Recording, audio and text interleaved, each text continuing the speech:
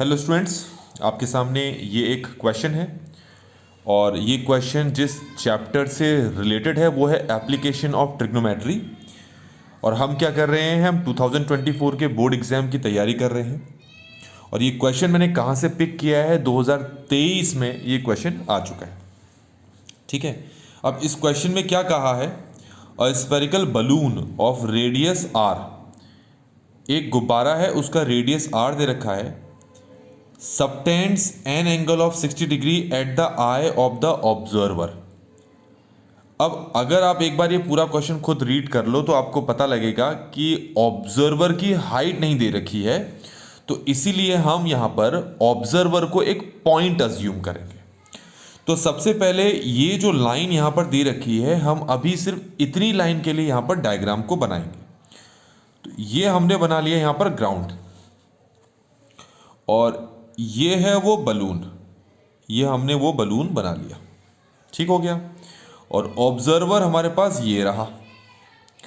अगर ये क्वेश्चन के अकॉर्डिंग ऑब्जर्वर के आई पे ये जो बलून है इसका जो एंगल बन रहा है वो 60 डिग्री का है, इसका मतलब सीधा ये है कि यहां से अगर आप एक टेंजेंट ड्रॉ करते हैं ये, और यहां से एक दूसरा टेंजेंट ड्रॉ करते हैं ये, तो ये जो पूरा एंगल है ये दे रखा है आपको 60 डिग्री। ये मतलब है इस वाली लाइन का, spherical balloon of radius R subtends an angle of 60 degree at the eye of the observer.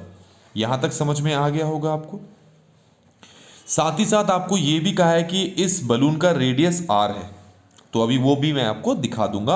आगे हम देखते हैं क्या कहा है। If the angle of elevation of its centre, अब इसका सेंटर मुझे दिखाना पड़ेगा।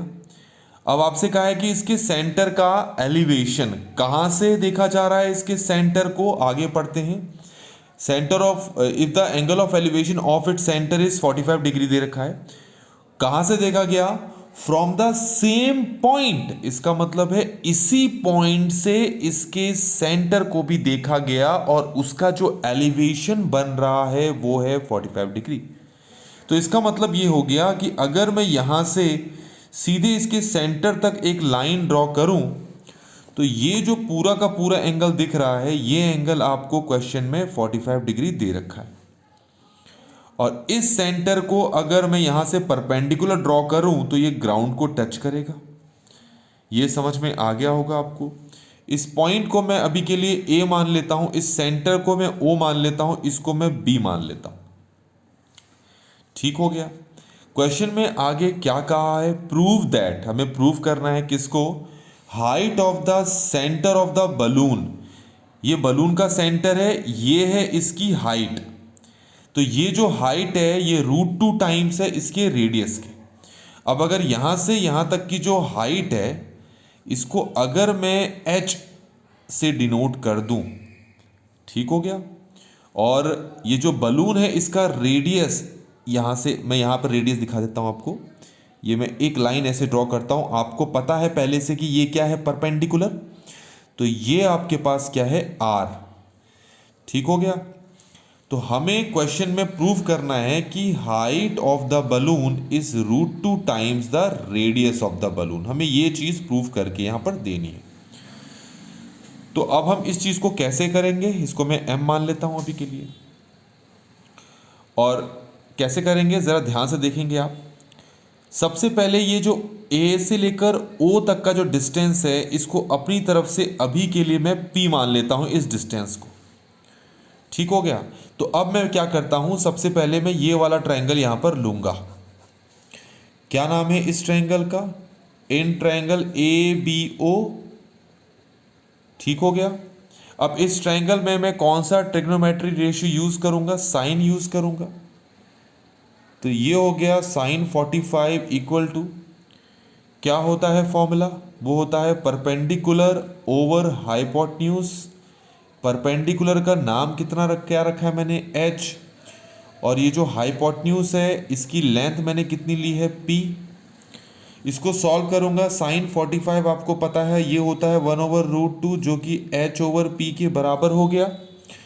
क्रॉस मल्टीप्लाई करूंगा तो P हमारे पास आ जाएगा √2h। ये फर्स्ट पार्ट आ चुका है हमारे पास। अब मैं क्या करता हूं, ये जो आपको दूसरा ट्रायंगल दिख रहा होगा, अब इस वाले ट्रायंगल का मैं यूज करूंगा। आपको पता है ये पूरा का पूरा एंगल 60 डिग्री है, तो ऑब्वियसली ये एंगल इसका आधा होगा, 30 डिग्री होगा। ठीक हो गया। तो ये जो ट्रायंगल मैंने अभी शेड करके आपको दिखाया है, इसमें एंगल है 30 डिग्री, इसमें परपेंडिकुलर मैं इसको मान लेता हूं, और ये रहा हाइपोटेन्यूज। तो इस ट्रायंगल में भी पहले इस ट्रायंगल का नाम लिख दूं मैं। इस ट्रायंगल का नाम है AMO। तो इस ट्रायंगल में मैं यूज कर लेता हूं साइन 30 डिग्री। ये रहा 30।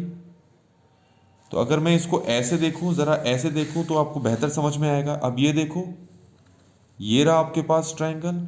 साइन 30 इक्वल होता है परपेंडिकुलर ओवर हाइपोटेन्यूज। तो अब मैं यहां पर लिखूंगा साइन 30 इक्वल टू परपेंडिकुलर है R, और हाइपोटेन्यूज क्या है, P है। साइन 30 होता है 1/2, जो कि किसके इक्वल हो गया, R/P के। इसको इससे मल्टीप्लाई करो, इसको इससे, तो P किसके इक्वल आ गया, ये 2R के इक्वल आ गया। यहां तक आपको समझ में आ गया होगा फर्स्ट एंड सेकेंड इक्वेशन से।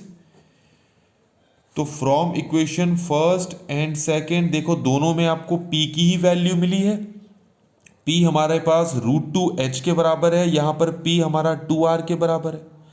तो इसका मतलब है √2h 2R के बराबर होगा। तो हम लिख लेते हैं यहां पर √2h इक्वल टू 2R। यहां तक समझ में आ गया होगा। ये √2 कहां चला जाएगा, ये इसके नीचे आ जाएगा। इसको थोड़ा सा और सिंप्लीफाई कर लेते हैं हम। उसके लिए हमें यहां पर रेशनलाइज करना पड़ेगा, मतलब √2 को ऊपर नीचे मल्टीप्लाई करना पड़ेगा।